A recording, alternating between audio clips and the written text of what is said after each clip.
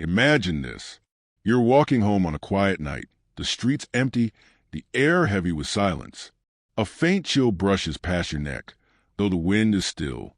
You turn, half expecting to see someone following you, but the road stretches out bare. Still, something lingers, a feeling, a shadow, a presence you can't quite name. What if I told you that this feeling, this whisper in the dark, might not just be your imagination? What the old stories of blood drinkers who live forever aren't just tales from dusty folklore? What if vampires really do walk among us? For centuries, people have been haunted by the question, are vampires real, or are they just myths passed down to keep children from wandering after dark?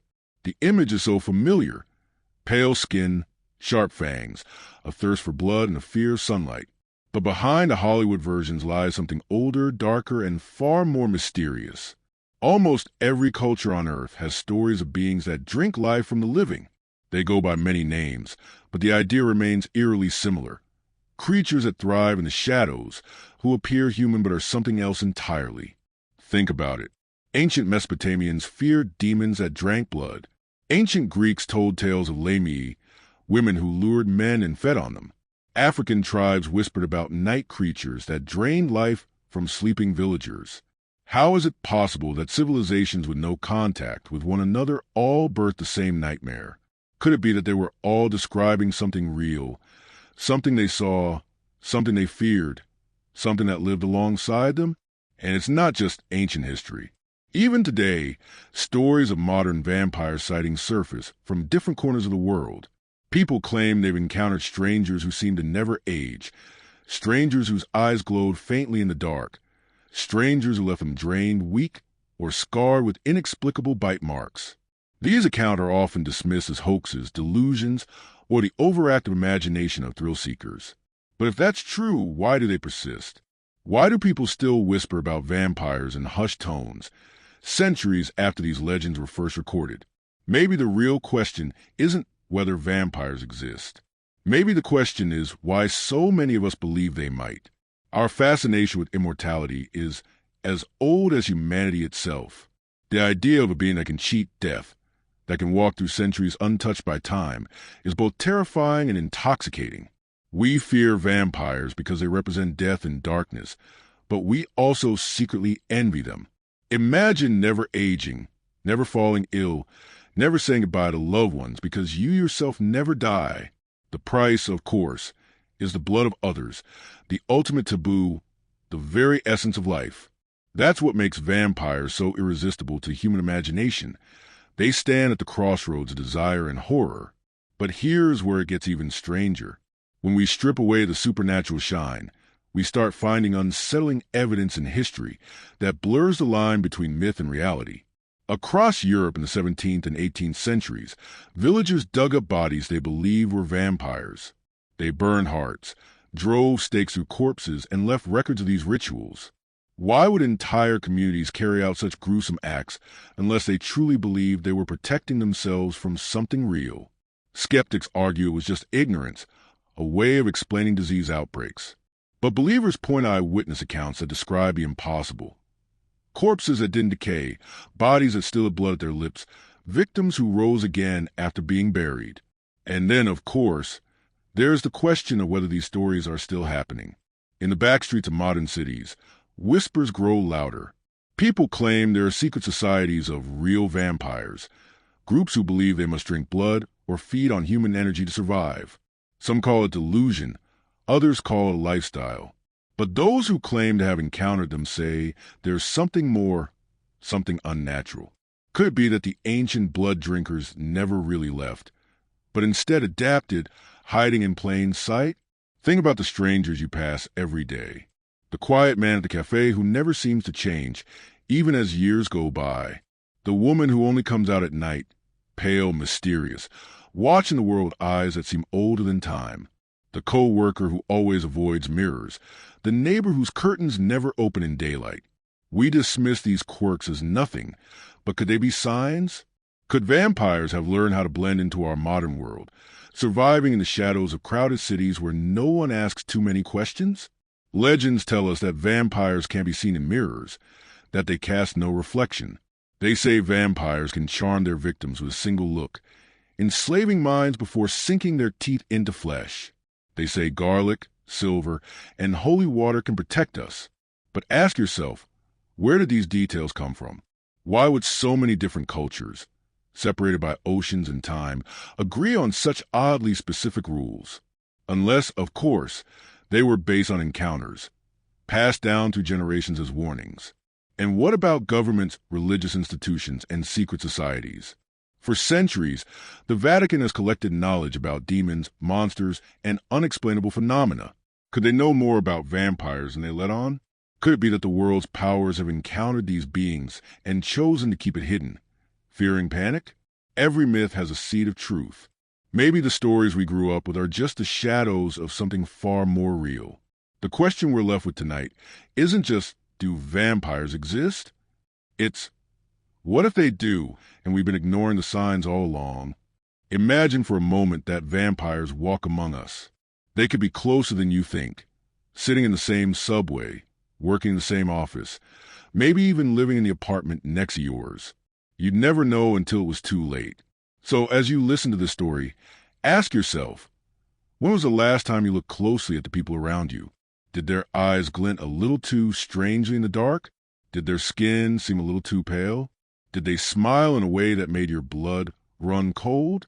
Tonight, we begin a journey into the world of vampires, not just the creatures of books and films, but the legends, the history, the science, and the chilling possibility that they are not myths at all. By the time this story ends, you may find yourself questioning more than just the existence of vampires. You may start questioning reality itself. Because maybe the scariest truth isn't that vampires are real.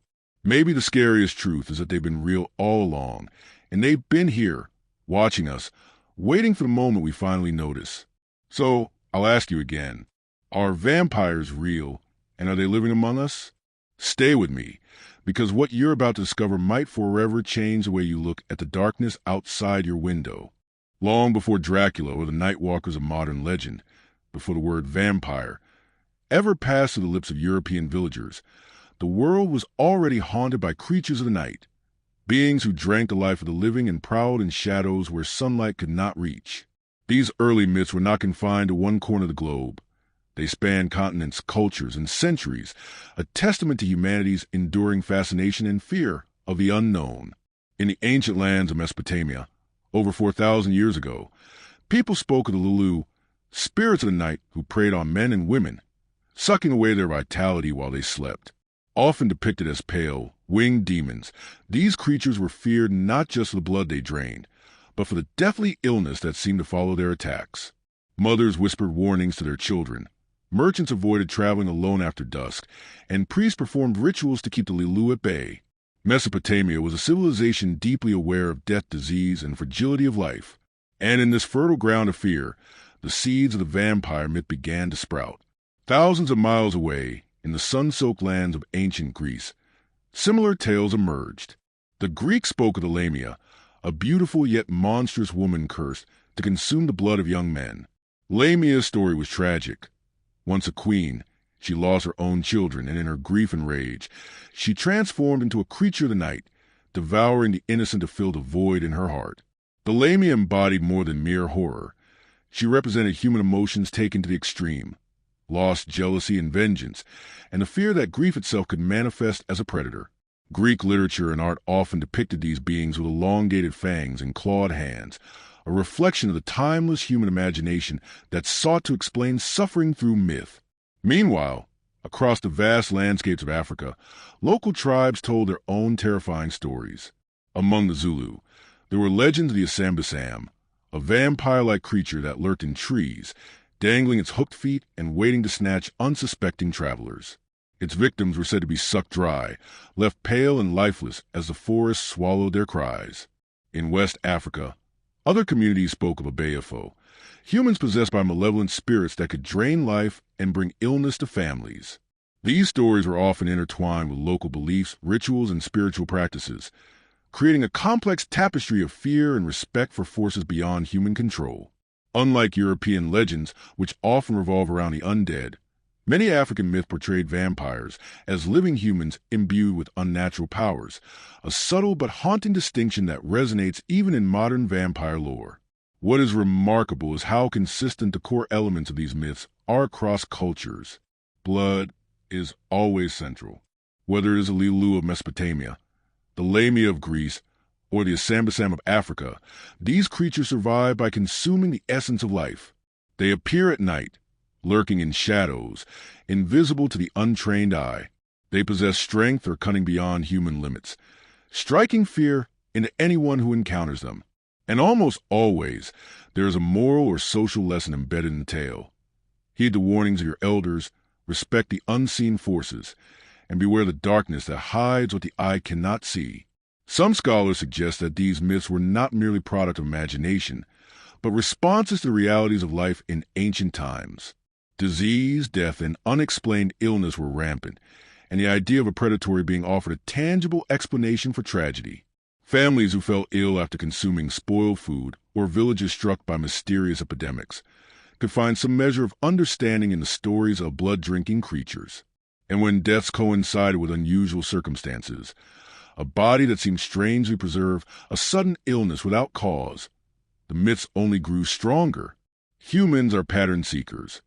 When faced with the incomprehensible, we craft narratives to impose order on chaos.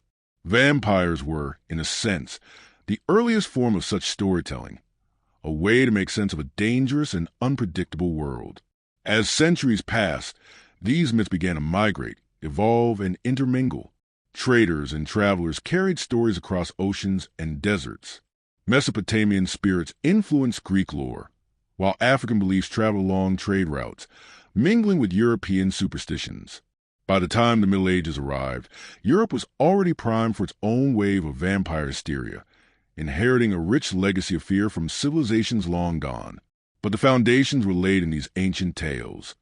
The fear of the night, the sanctity of blood, and the notion that death might not be the end. Yet, despite the similarities, each culture gave the vampire a unique identity, reflecting its own worldview. In Mesopotamia, the vampire was often a demon, an otherworldly being beyond human comprehension. In Greece, the Lamia was a cautionary tale about the consequences of sorrow and vengeance, a warning against moral transgression. In Africa, the Asambasam or Beafo was sometimes a human, a neighbor or kin who had embraced forbidden powers, highlighting fears of betrayal and hidden threats within the community. This diversity demonstrates how myths adapt to the societies that tell them, transforming universal fears into culturally specific narratives, while still preserving the core horror of a life-draining predator. Even the language used to describe these creatures is telling. Ancient texts spoke of pale lips, piercing eyes, and restless spirits. They were said to move silently, striking without warning, often in places where death and fear were already present: graveyards, forests, and darkened streets. These descriptions resonate eerily with the vampire imagery that dominates modern fiction, proving that the imagination of our ancestors was surprisingly precise and disturbingly consistent across time and space. Perhaps most chilling of all is the implication that humans have always sensed something lurking just beyond perception. Long before microscopes or medical knowledge, before science could explain disease or decay, people instinctively understood that the world was not entirely safe, that predators could take many forms, and that life itself might be at the mercy of unseen forces. Vampires, in this sense, were humanity's earliest attempt to name the unknown, to create a story that accounted for the inexplicable, and to give shape to a fear that could not be ignored. By tracing the origins of these myths, we begin to see a pattern that is impossible to dismiss. Blood-drinking creatures are not a European invention, nor are they confined to a single era. They are a global phenomenon, embedded in human consciousness, passed down through generations, evolving but never disappearing. They are as old as civilization itself, and they remain potent because they touch upon something fundamental: the fragility of life, the inevitability of death, and the fear that something unseen could take it away at any moment. So when we later explore the medieval vampire hysteria in Europe, the terrifying accounts of Vlad the Impaler, and even the modern stories of people who claim to encounter vampires today, we must remember that these legends did not appear out of nowhere. They were born in the shadow of humanity's earliest fears, nurtured in cultures across the world, and shaped by the universal desire to understand life, death, and what might lie in between. The origins of vampire myths are, in essence, the origins of our fascination with immortality, horror, and the night itself. They remind us that the stories we tell are not just entertainment. They are vessels of warning, vessels of memory, and perhaps vessels of truth.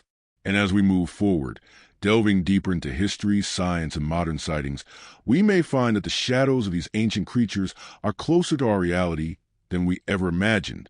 Because the vampires of Mesopotamia, Greece, and Africa may have been the first chapters in a story that never truly ended.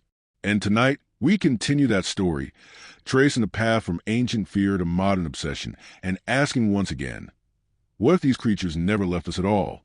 As Europe plunged into the darkness of the Middle Ages, the fear of death and the unknown grew into something almost tangible, twisting into forms that haunted every village, every town, every shadowed corner of the continent. Disease, famine, and war were constant companions, and when plague swept through communities, leaving bodies stiff and cold in their wake, people looked for explanations beyond the natural world. The notion of vampires, undead creatures that returned to drink the blood of the living, found fertile ground in this age of fear. It was not merely superstition that fueled this terror. The Church, the most powerful institution in Europe, wielded both spiritual authority and social control. Priests and monks preached that the devil's minions walked among the living. That's an invited punishment, not only in hell, but sometimes to the hands of creatures who had cheated death. Tales of vampires were intertwined with morality and piety. Those who strayed from the path of virtue were seen as particularly vulnerable to these nocturnal predators. And in a society where religious doctrine dictated life and death, the Church's warnings carried weight that ordinary tales could never achieve. The vampire hysteria of medieval Europe often began in the villages. Imagine a small settlement in Eastern Europe. Fields empty after the harvest, the wind carrying the faint stench of rot from freshly dug graves. When a villager died suddenly, especially during epidemics, neighbors whispered that the deceased had returned to prey on the living. Panic spread like wildfire. Families fortified their homes, exhumed the dead, and performed rituals to protect themselves. They drove stakes through the hearts of corpses, burned their flesh, and scattered ashes in streams. These acts were not just expressions of fear. They were desperate measures to reclaim safety from the grasp of an unseen enemy. Records from the Balkans, Poland, and Hungary detail these gruesome practices. Parish logs describe entire communities digging up the recently buried to inspect for signs of vampirism, bodies that seemed unnaturally preserved, blood at the lips, or a lack of decomposition. Witnesses spoke of moaning sounds from graves at night, of shadows moving beneath the earth. In some cases, these rituals escalated into executions for those accused of being vampires, creating cycles of fear that engulfed towns for generations. The Church, while outwardly condemning superstition, often reinforced these fears. Priests would preach that the undead were instruments of Satan, sent to punish sinners and tempt the righteous. Sermons painted terrifying pictures of creatures who could not die, who prowled the night seeking blood and corruption. Holy water, prayers, and the sign of the cross became weapons in a spiritual war against these predators. Religious authority lent legitimacy to the hysteria, and fear became intertwined with faith. People believed not just because they had seen strange occurrences. They believed because the Church said it was possible, because the Almighty had warned them through sacred texts and holy men. The link between vampire lore and plagues is particularly striking. When the Black Death swept across Europe, killing millions, fear turned inward. Families suspected that the dead were rising to torment the living.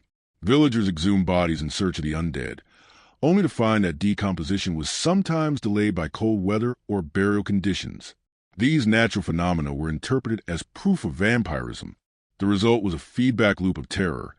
Disease caused deaths, deaths caused fear, and fear caused violent rituals that, in turn, reinforced the stories of blood-drinking revenants. Witch hunts and vampire hysteria often overlapped. Women, the elderly, and social outcasts were especially vulnerable to accusation. In a society governed by rigid gender roles and superstitions, anyone who behaved oddly, avoided communal norms, or lived on the fringes could be labeled as a practitioner of dark magic or an agent of the undead. Trials mixed folklore with legal authority, and confessions, often extracted under torture, added fuel to the fire. Entire regions were gripped by panic as communities sought to purge themselves of perceived evil, combining fear of witches, demons, and vampires into a single, terrifying narrative. It is fascinating to consider how the church's involvement shaped the vampire myth. Without their influence, these creatures might have remained local legends, isolated stories whispered among villagers.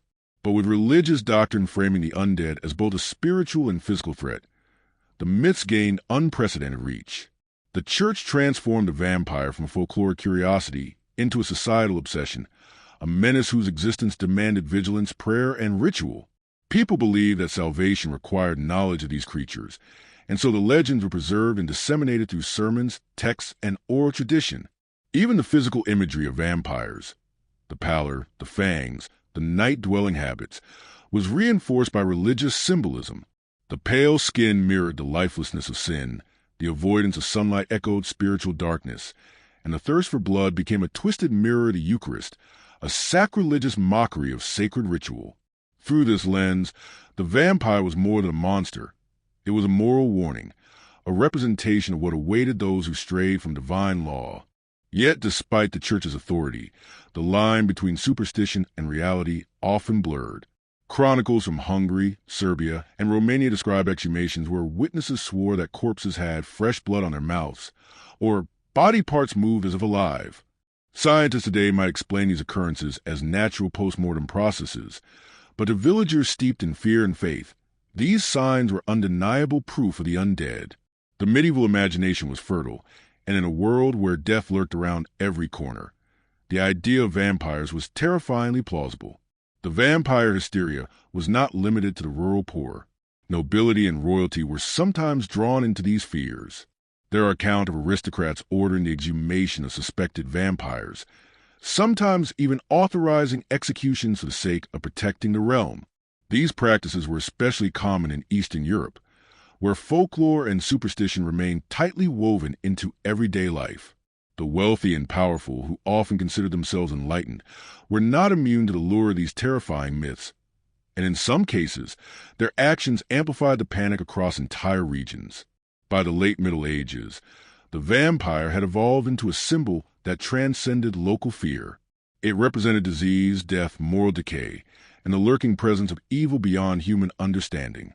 The church had not only shaped the myth, it had immortalized it. Through sermons, texts, and sanctioned rituals, the vampire became a fixture of European consciousness, a creature whose terror was sanctioned by divine authority. People did not merely fear vampires. They feared the consequences of disbelief, the spiritual punishment that could follow if one ignored the warnings. As we trace the vampire's journey from folklore to legend, it becomes clear that medieval Europe was a crucible in which fear, religion, and social anxiety combined to create one of history's most enduring monsters. The creatures that once haunted Mesopotamia, Greece, and Africa were now firmly entrenched in the European imagination, empowered by faith, fueled by plague, and sharpened by the sword of superstition. The undead had become not just a story, but a reality in the minds of millions, and centuries later, their influence would extend into literature, art, and popular culture. The stage was set for the next chapter in the vampire saga. From the superstitious villages of Eastern Europe, where stakes and fire defended against the undead, to the dark tales of cruel rulers who inspired mythic monsters, the medieval period was pivotal. It transformed the vampire from an abstract fear into a palpable menace, a force that could haunt both body and soul. And it is here, in the shadows of this fearful age, that the legend of Vlad the Impaler would rise, blending fact and fiction into a story that would resonate for centuries to come. Medieval Europe, with its churches, plagues, and persistent fear of the night, gave the vampire form, structure, and the terrifying reputation that continues to haunt us. The lessons of this era are clear. Fear thrives in darkness. Authority shapes belief, and legends, no matter how ancient, can take on a life of their own, echoing across centuries, whispering from the shadows, and leaving us to wonder if some truths are too frightening to face.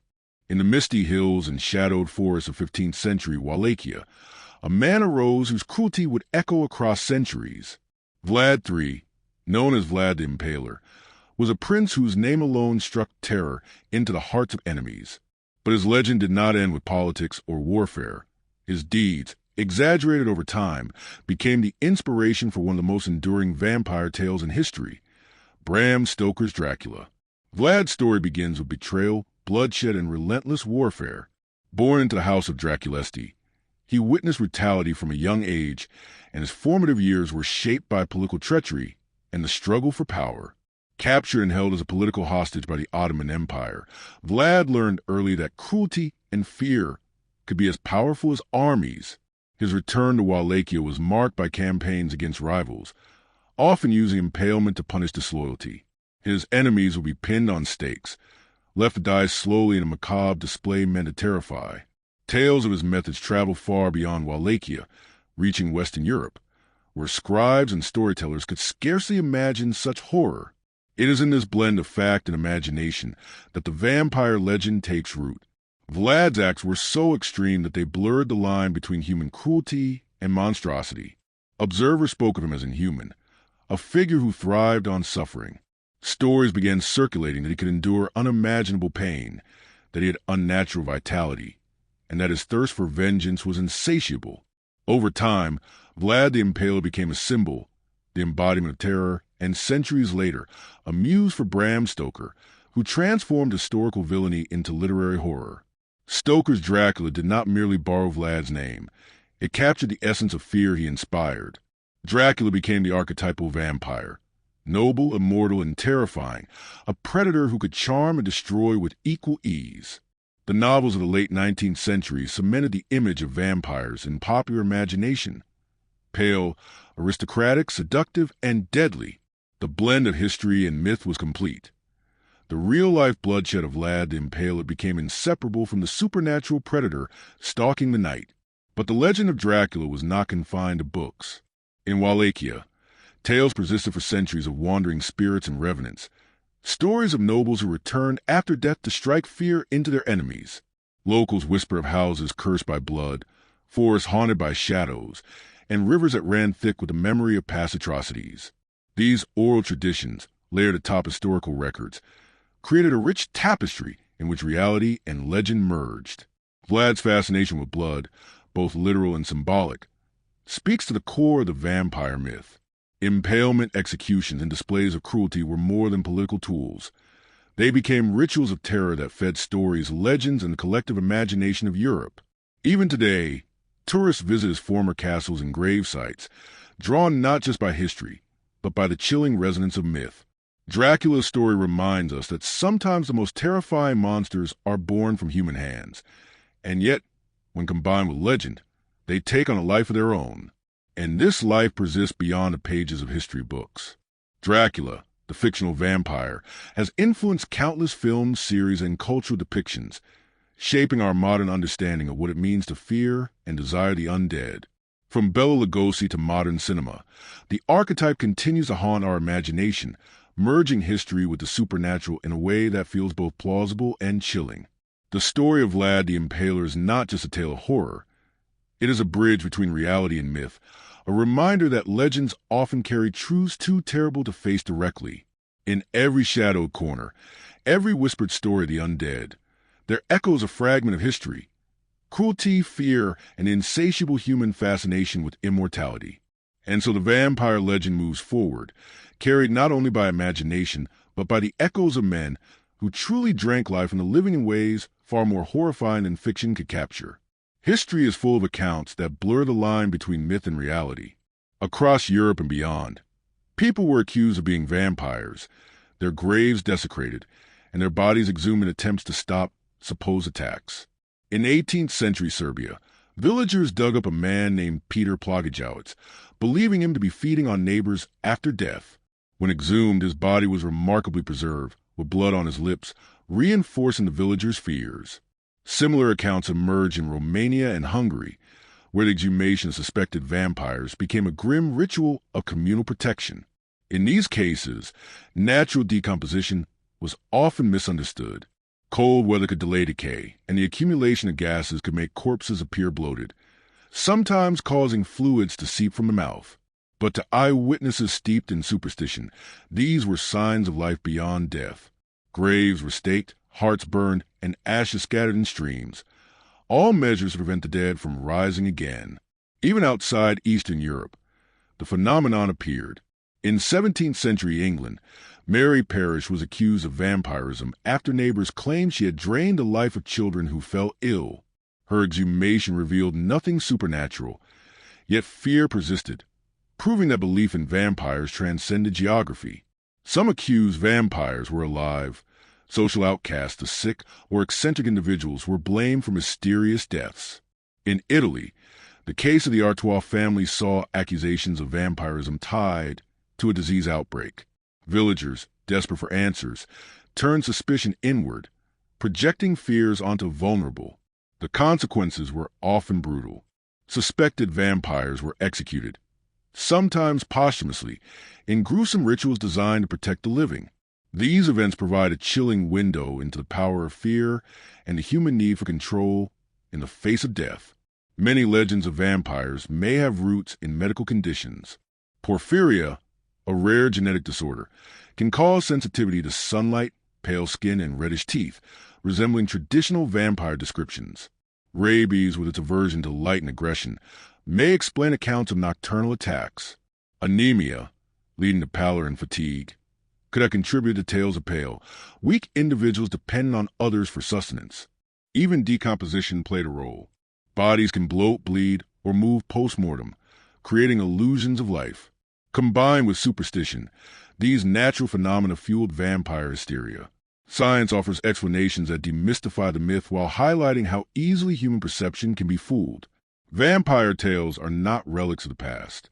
From New Orleans to Eastern Europe, individuals claim to encounter vampires in contemporary society. Some describe secret societies where members sustain themselves on blood or energy. Reports often include pale, enigmatic figures, eyes that seem otherworldly, and unusual nocturnal behavior. In America, vampire subcultures exist openly, with clubs and gatherings where participants embrace the mythos. In Eastern Europe, folklore continues to influence local stories. Africa also has reports of modern vampires, blending traditional beliefs with contemporary fears. These sightings blur the line between reality and legend, sustaining the global fascination with vampires. Conspiracy theories suggest that powerful institutions, including the Vatican, have hidden knowledge of vampires. Historical documents hint at inquisitions, secret archives, and rituals meant to contain supernatural threats. Some theorists argue that vampire legends were controlled to manipulate society, instilling fear and obedience. Secret societies are rumored to maintain knowledge of the undead, passing it down through generations. Symbols, rituals, and obscure references in literature and architecture may hold hidden truths. While much remains speculative, the mystery persists. What if vampires exist, but only the powerful know the truth? Modern media has immortalized vampires. Films like Dracula, Twilight, and series like Vampire Diaries mix horror, romance, and myth. Literature often romanticizes a vampire, creating seductive, sympathetic characters, while television and games reinforce visual tropes. Yet, these portrayals also obscure reality. Some argue that by turning vampires into entertainment, society ignores real-world fears of disease, death, and human cruelty. Fiction blurs the line, making us question whether vampires are merely stories or shadows of historical truths. After centuries of myth, history, science, and speculation, the question remains, are vampires truly among us? Perhaps the creatures of legend have adapted, hiding in plain sight, adopting modern forms while retaining ancient traits. Look around. Strange figures, pale skin, nocturnal habits, and unexplained energy may not just be coincidences. While science demystifies much, the persistent global folklore and modern sightings suggest that the fear is not entirely irrational. In the end, the truth may be unknowable. Vampires may be real, or perhaps humanity's fascination ensures they always will be. As you step into the night, consider this. What if the shadow behind you, the whisper you thought was wind, is not imaginary? What if the legends you've laughed at for centuries walk among us today, watching, waiting, and thirsting for the very thing that keeps you alive? The night is long and the shadows are deep, and somewhere, perhaps, the last vampire waits.